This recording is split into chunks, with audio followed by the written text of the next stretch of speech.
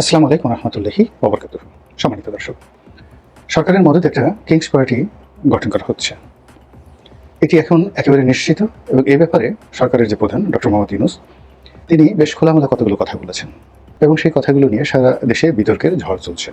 শুধু তাই নয়, ডক্টর মোহাম্মদ ইউনূস এই যে কিং পার্টি গঠন করছেন, সেই কিংস পার্টির গঠনের বিপরীতে যারা সমালোচনা করছেন, বিশেষ করে বিএনপি, তাদেরকে খোঁটা দেওয়ার জন্য সরকার সমর্থক, জামাত সমর্থক অন্যান্য যে সকল শক্তি রয়েছেন, তারা সামাজিক মাধ্যমে সরাসরি বিএনপিকে আক্রমণ করে বলার চেষ্টা করছেন যে বাংলাদেশে যদি কিংস পার্টি হয়ে থাকে তাহলে সেই কিংস পার্টি হলো বিএনপি। এবং এখানে বিএনপির প্রতিষ্ঠা এবং প্রতিষ্ঠাকালীন যিনি বিএনপির প্রধান ছিলেন শহীদ প্রেসিডেন্ট জিয়াউর রহমান, তাকে নিয়ে প্রশ্ন করা হচ্ছে যে তিনি ক্ষমতায় থেকে রাষ্ট্রীয় ক্ষমতাকে ব্যবহার করে, রাষ্ট্রের তেল পুড়িয়ে, রাষ্ট্রের হেলিকপ্টার ব্যবহার করে, সারা বাংলাদেশ সফর করে তিনি যেভাবে কিংস পার্টি করেছেন, ওইরকমভাবে আসলে বাংলাদেশে অন্য কেউ করেনি। যারা আরেকটু এগিয়ে বলতে চান, তারা সেই বঙ্গবন্ধু শেখ মুজিবুর রহমান তার যে দল, সেই দলকেও, যেটিকে তিনি শেষ পর্যন্ত ক্ষমতার হাতিয়ার হিসেবে ব্যবহার করেছেন, বাকশাল, সেটাকে বাংলাদেশের প্রথম কিংস পার্টি বলার চেষ্টা করছেন। এর কারণ হলো বাকশালের যে গঠন প্রক্রিয়া, এটি অ্যাবসলিউটলি ক্ষমতায় থেকে করা হয়েছিল, ক্ষমতার মেশিনারিজকে ব্যবহার করে করা হয়েছিল এবং বাকশালের জন্য বাংলাদেশের সকল কিছু রীতিমতো নিষিদ্ধ করা হয়েছিল এবং সকল কিছু বৈধ করা হয়েছিল, যা কিনা বাকশালের পক্ষে আর যা কিনা বাকশালের বিপক্ষে। তো বাকশালের সেই যে কিংস পার্টির ধারণা, সেটিকে লালন করে যদি জিয়াউর রহমানকে আপনি দায়ী করেন, তাহলে এরশাদ সাহেবকে দায়ী করতে হবে। এর কারণ হলো এরশাদ সাহেবের যে জাতীয় পার্টি, ওটি বিএনপি যেভাবে তৈরি করা হয়েছিল তার একটি আপগ্রেড ভার্সন বা লেটেস্ট ভার্সন। এবং তারা সেই কিংস পার্টি গঠন করে প্রায় 10 বছর শাসন ক্ষমতায় ছিল এবং এখনো পর্যন্ত বাংলাদেশের রাজনীতিতে একটি অপরিহার্য সাহায্যকারী শক্তি।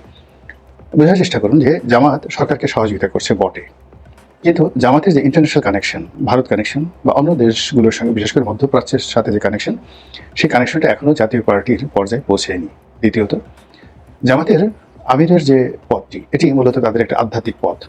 এই আধ্যাত্মিক পদ পদবীর কারণে দেখা যাচ্ছে যে অনেকে জামাতের আমিরের প্রতি তারা আগ্রহ দেখাচ্ছেন, কিন্তু একজন রাজনৈতিক নেতা হিসেবে জাতীয় পার্টিতে অন্তত 100 নেতা রয়েছেন, যে 100 নেতা রাজনৈতিক প্রজ্ঞা, রাজনৈতিক ক্যারিয়ার, শিক্ষা দীক্ষা, বয়স, সব দিক থেকে জামাতের আমিরের চেয়ে সব দিক থেকে এগিয়ে রয়েছেন।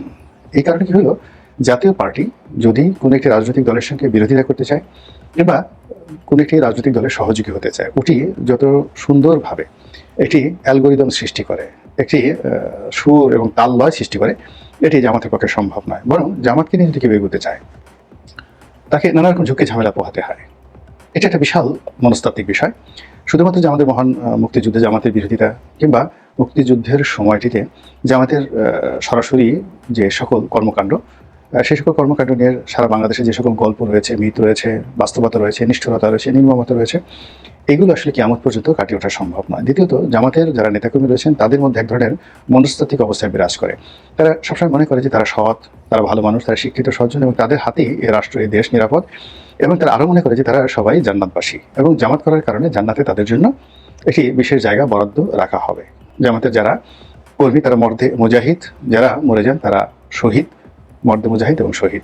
এবং জামাতের যারা সাহায্যকারী তাদেরকেও জামাত বেহেশতের টিকিট অনায়াসে দিয়ে দিতে পারে। তো এরকম একটা মনস্তাত্ত্বিক বিষয় নিয়ে যখন কোনো প্রচলিত রাজনৈতিক দলের সঙ্গে তাদের বন্ধুত্ব হয়, তো সেই বন্ধুত্ব হতে গিয়ে তারা বাঁকা চোখে দেখে যে এই রাজনৈতিক যে নেতা, এরা তো অনেকেই ঘুষ খায়, দুর্নীতি করে, অনেকের ব্যক্তিগত জীবনের যে যৌনতা রয়েছে, বিয়ে শাদী রয়েছে, সন্তান সন্ততি রয়েছে, এগুলো নিয়ে তাদের যথেষ্ট আপত্তি আছে এবং অনেকের ছেলে মেয়ে মানুষ হয় না ইত্যাদি নানা বিষয়গুলো নিয়ে তারা সবসময় একটা মনস্তাত্ত্বিক সুপিরিয়র কমপ্লেক্সে ভুগে। আর তাদের যারা আশেপাশে রয়েছেন তাদের সবাইকে তারা অনুগ্রহ ভাজন বা আরেকটু যদি নেতিবাচক অর্থে চিন্তা করেন, মনে করেন যে লোকটা জাহান্নামে চলে যাচ্ছে, এখন একে কি করে জাহান্নাম থেকে রক্ষা করা যায়। এই জন্য বন্ধুত্ব হওয়ার পরই তারা তাকে, যাকে বলা হয় আদর, যত্ন, সোহাগ, ভালোবাসা, যেভাবে ময়ূর তার পেখম দুলিয়ে কাউকে আকৃষ্ট করতে চান, তেমনি জামাত তাদের যে মতাদর্শ, সেটি সে যেই হোক না কেন, সবাইকে সেই মতাদর্শে তারা দীক্ষিত করার জন্য মনের মধ্যে এক ধরনের আকাঙ্ক্ষা পোষণ করে।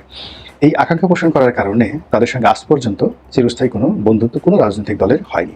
অর্থাৎ রাজনৈতিক দলগুলোর মধ্যে যে পারস্পরিক শ্রদ্ধাবোধ বা একটা মাইন্ড সেট আপ থাকে, সেই মাইন্ড সেট আপ থেকে বের হয়ে গিয়ে জামাত কখনোই অন্য রাজনৈতিক দলগুলোকে তারা সেই রাজনৈতিক দলের মতাদর্শ অনুযায়ী মূল্যায়ন করেনি। তারা চেষ্টা করেছে কৌশলগত কারণে অনেকের সাথে তারা বন্ধুত্ব করবে বটে, কিন্তু দিনান্তে তারা দেখা যাচ্ছে যে তাদের নীতি এবং আদর্শ দ্বারা ওই যে গতানুগতিক রাজনৈতিক দল, সেই রাজনৈতিক দলগুলোকে ফিরিয়ে এনে তারা কি করবে, এখানে নিজেদের দলে অন্তর্ভুক্ত করবে।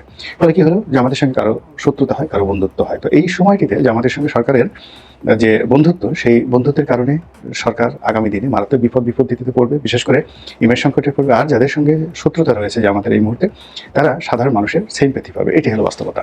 তো যেটা বলছিলাম যে এখানে যেহেতু সরকারের যারা কর্তা ব্যক্তি রয়েছেন তাদের কারোরই রাজনৈতিক অভিজ্ঞতা নেই, এবং সরকারের সঙ্গে যে সমস্ত বুদ্ধিজীবী, তারপরে যে সকল অর্থনীতিবিদ, তারাও প্রায় সবাই রাজনীতিতে অপ্রান্তীয়। তাদের অনেক গুণাবলী আছে, তাদের কারোর মাথায় বিশাল টাক আছে, তাদের শরীরে বিশাল ভুঁড়ি আছে, এমন ভুঁড়ি যে তারা অনেকেই প্যান্ট পরতে গিয়ে তাদেরকে সেই বেল্ট পরতে হয়, মানে গলায় ঝুলানো বেল্ট, আদারওয়াইজ তাদের প্যান্ট যে কোনো সময় পড়ে যেতে পারে। এরকম বিশাল বিশাল পেটওয়ালা বুদ্ধিজীবী তাদের মধ্যে কিন্তু আছে। তাদের মধ্যে শুকনো বুদ্ধিজীবী আছে, চিন্তা করতে করতে তাদের জীবন শেষ হয়ে গেছে এবং তাদের গাল ঢুকে গেছে ভিতরে, কিন্তু এখনো পর্যন্ত তারা বুদ্ধির যে স্বীকৃতি ঘরে বাড়ি কোথাও পায়নি। কিন্তু এই সরকার আমলে এরকম অনেক যারা অস্থি চর্মসার লোকজন, এরকম কিছু লোকজনও কিন্তু তাদের জুটে গিয়েছে বুদ্ধিজীবী হিসেবে। তাদের মধ্যে তরুণ বিপ্লবী আছে, যুবক বিপ্লবী আছে, এবং এই সকল তরুণ বিপ্লবী এবং যুবক বিপ্লবী তারা কেউ ছাত্র, কেউ পেশাজীবী, কেউ সাংবাদিক, বিভিন্ন পেশা থেকে তারা এসেছেন। এবং এদের একই অবস্থা, বুক ভরা ভালোবাসা আছে সরকারের জন্য, আন্তরিকতা আছে, সরকারকে যে কোনো বিষয়ে সহযোগিতা করার জন্য তারা প্রয়োজনীয় জীবন কুরবানি দিয়ে দেবেন। কিন্তু কিভাবে যে সরকারের উপকার হবে, এই কৌশলটা, রাজনৈতিক কৌশলটা তাদের কারোর মধ্যে আছে আমি এখন পর্যন্ত দেখিনি। ফলে কি হলো, সরকারের জন্য সব কিছু এই মুহূর্তে বুমেরাং হয়ে যাচ্ছে। তারা ভালো করতে গেলেও বুমেরাং হচ্ছে, খারাপ করতে গেলেও বুমেরাং হচ্ছে। তারা যে কাজটি করার চেষ্টা করছে, সেই কাজটি তারা হয়তো মনে করছে এটা করলে হয়তো ভালো হবে, কিন্তু ওই যে মানুষের যে রাজনৈতিক আশা আকাঙ্ক্ষা, ইচ্ছা, এই ইচ্ছাগুলোর সঙ্গে তাদের না আছে অ্যাডাপশন, তেমনি তাদের যারা বন্ধু তাদেরও অ্যাডাপশন নেই। ফলে সরকার সব ক্ষেত্রেই একের পর এক ভুল করে যাচ্ছেন, এবং সেই ভুলেরই পুনরাবৃত্তি হয়ে যাচ্ছে এই কিংস পার্টি দ্বারা। এখন জিয়াউর রহমান সাহেব যদি কিংস পার্টি আপনি বলতে পারেন, কিন্তু জিয়াউর রহমানের কিংস পার্টি সম্পর্কে আমি ছোট্ট একটা কাহিনী বলি। এটা আমার ডক্টর বি চৌধুরী সাহেব না, সম্ভবত খুব বড় একজন ইন্টেলেকচুয়াল, তিনি বলেছিলেন। আতাউর রহমান সাহেব একসময় বাংলাদেশে খুব নাম করা রাজনীতিবিদ ছিলেন, প্রধানমন্ত্রী ছিলেন পাকিস্তান জামানাতে। তো আতাউর রহমান সাহেব, মশিউর রহমান যদুমিয়া, তো ওনারা সবাই জিয়া রহমান সাহেবের সঙ্গে সম্পৃক্ত হয়েছিলেন, এবং বঙ্গবন্ধু শেখ মুজিবুর রহমানের কন্টেম্পোরারি যে অভিজাততন্ত্রটি ছিল, যারা আওয়ামী লীগকে কখনো মেনে নিতে পারেনি, কিন্তু পাকিস্তানের রাজনীতি, ব্রিটিশ বিরোধী রাজনীতিতে, এমনকি সর্বভারতীয় রাজনীতিতে এই বাংলার যে সকল বরেণ্য রাজনীতিবিদ গুরুত্বপূর্ণ ভূমিকা পালন করেছেন, তারা জীবিত যারা ছিলেন ৭৫-এর পরে, তারা সবাই মোরাললেস জিয়াউর রহমান সাহেবকে সহযোগিতা করেছিলেন। এখন জিয়াউর রহমান যখন তাদের সহযোগিতা চাইলেন, তখন তারা বললেন যে দেখুন, ক্ষমতা যেহেতু আপনার হাতে, আমরা যতই শক্তিশালী হই না কেন, সেই শক্তিশালী হলে কাজ হবে না, লোকজন আপনার কথাই শুনতে চাইবে, কাজে আপনাকে যেতে হবে, সারা দেশে ঘুরতে হবে। তো তখন আবার আরেক গ্রুপ, তার বিভিন্ন রকম ইন্টেলেকচুয়াল গ্রুপ ছিল, তারা চিন্তা করলো যে আওয়ামী লীগ যে কাজটি করেছে, অর্থাৎ যে সংগঠনটি ৫০-এর দশকে হোসেন শহীদ সোহরাওয়ার্দী এবং বঙ্গবন্ধু শেখ মুজিবুর রহমান নৌকায় যেয়ে সারা বাংলাদেশে কমিটি গঠন করেছে।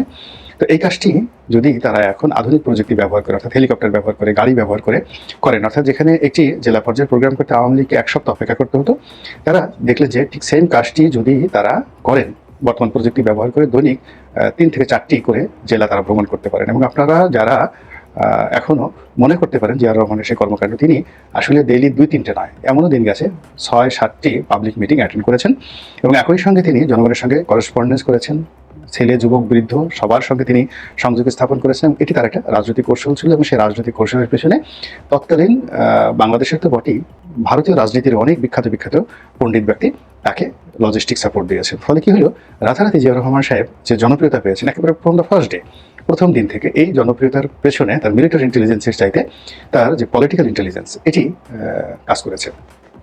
ঠিক একইভাবে হোসেন মোহাম্মদ এরশাদ সাহেব, তিনিও কিন্তু তার সামরিক ডান্ডা দিয়ে দেশবাসীর মন জয় করেননি। তিনি জিয়াউর রহমান যে কাজগুলো করেছেন সেটিকে আরও মাইল্ড ওয়েতে, আরও নাটকীয়ভাবে, আরও সিনেমাটিকভাবে তিনি সেটি জনগণের কাছে নিয়ে গেছেন। সাইকেলে করে অফিসে যাওয়া, তারপর আরও অনেক কিছু। আর এমনি ওয়েল বিহেভড এরশাদ সাহেব যেটি ছিলেন সেটি হলো, তাকে তার ফটোজেনিক চেহারাটা কিন্তু অত সুন্দর না, কিন্তু তিনি যখন কারো সামনে যেতেন, তার গায়ের রং, তার হাসি, তার কথা, এই জিনিসগুলো ছিল মানে ছেলেদেরকেও পাগল করতো, মেয়েদেরকে তো পাগল করতোই, সিরিয়াসলি ভাবে পালন করতো।